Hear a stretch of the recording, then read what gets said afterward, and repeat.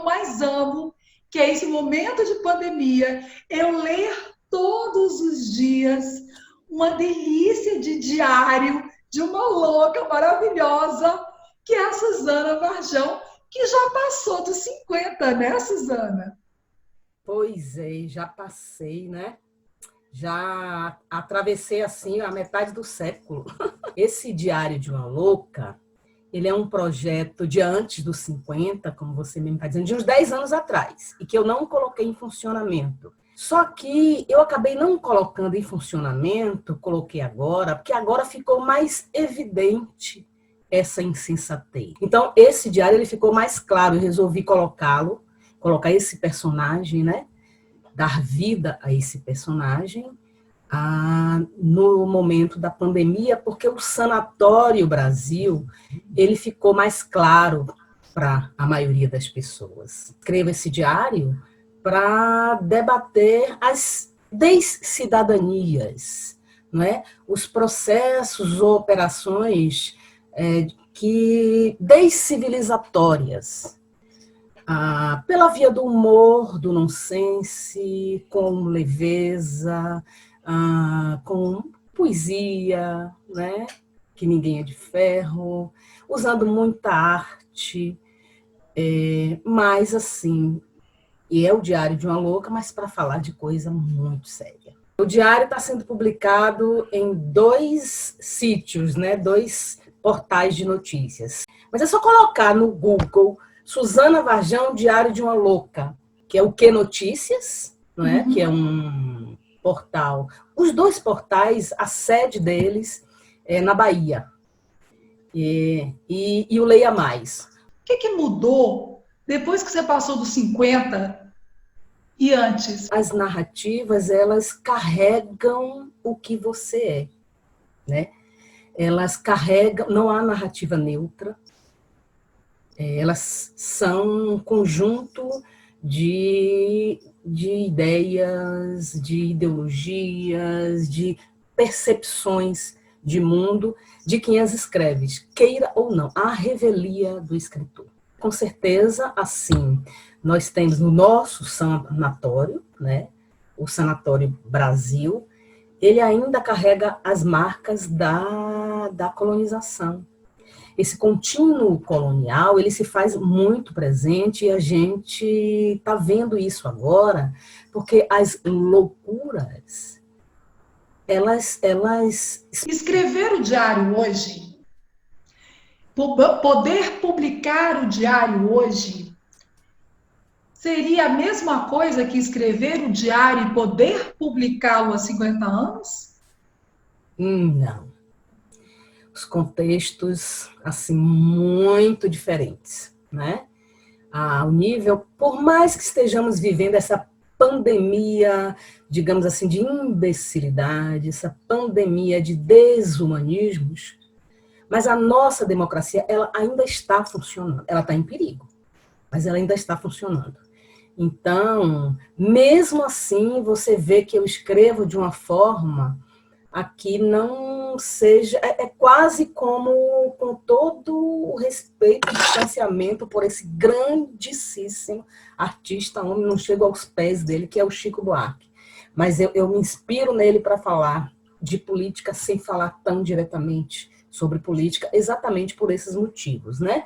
Porque nós estamos vivendo uma confusão muito grande, nós estamos brincando com a ditadura, nós estamos brincando de ultrapassar limites perigosíssimos, seríssimos.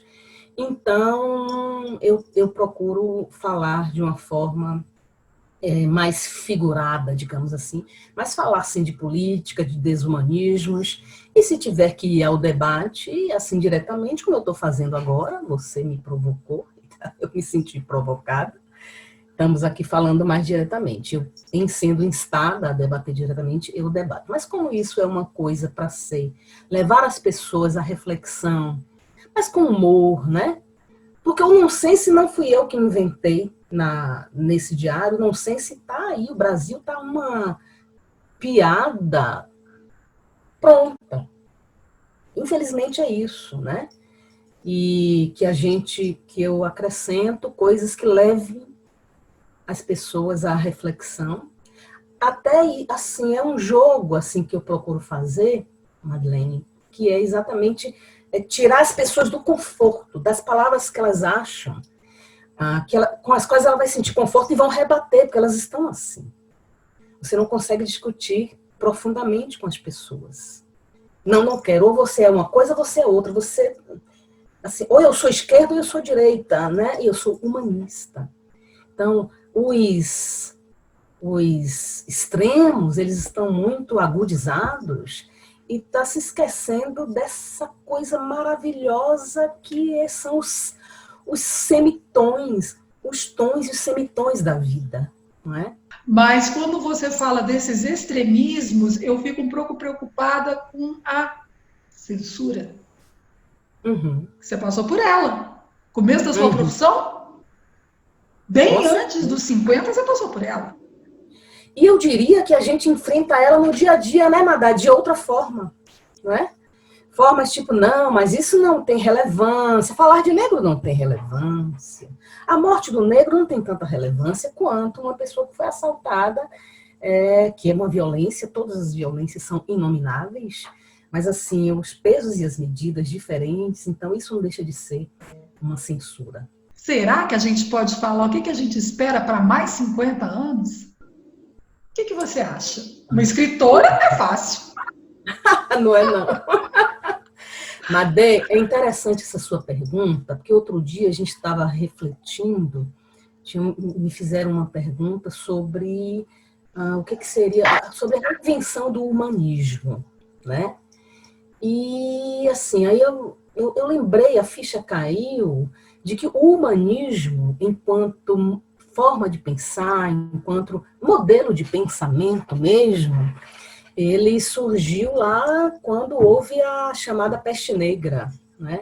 E a chamada peste negra por conta de uma de suas manifestações mais graves, que eram umas manchas de cor escura na pele, não é? Não suporto esse conceito, por razões óbvias, assim, de palavras que geraram racismos, enfim. Mas é isso, foi nesse tempo em que houve, e coincidentemente agora a gente está nessa pandemia, né? Essa pandemia da peste negra, e agora essa outra pandemia, aconteceram outras pandemias, né? Mas interessante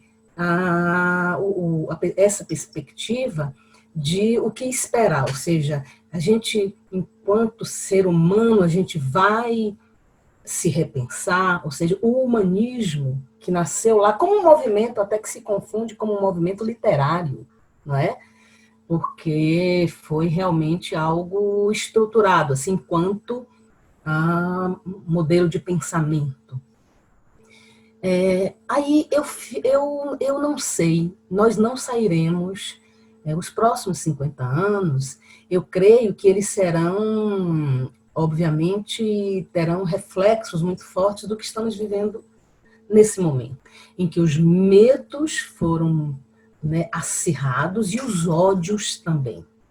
Mas, assim, será que sairemos mais humanos disso? Tem um pensador, esqueci o nome dele agora, que ele mostra que todas as vezes que há uma questão gravíssima humanitária, que ameaça a vida na Terra, o humanismo enquanto cuidado maior com o outro, não é?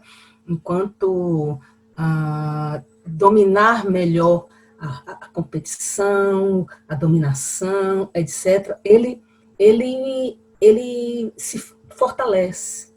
Mas logo depois ele vai se enfraquecendo e as iniquidades vão sendo reforçadas. Eu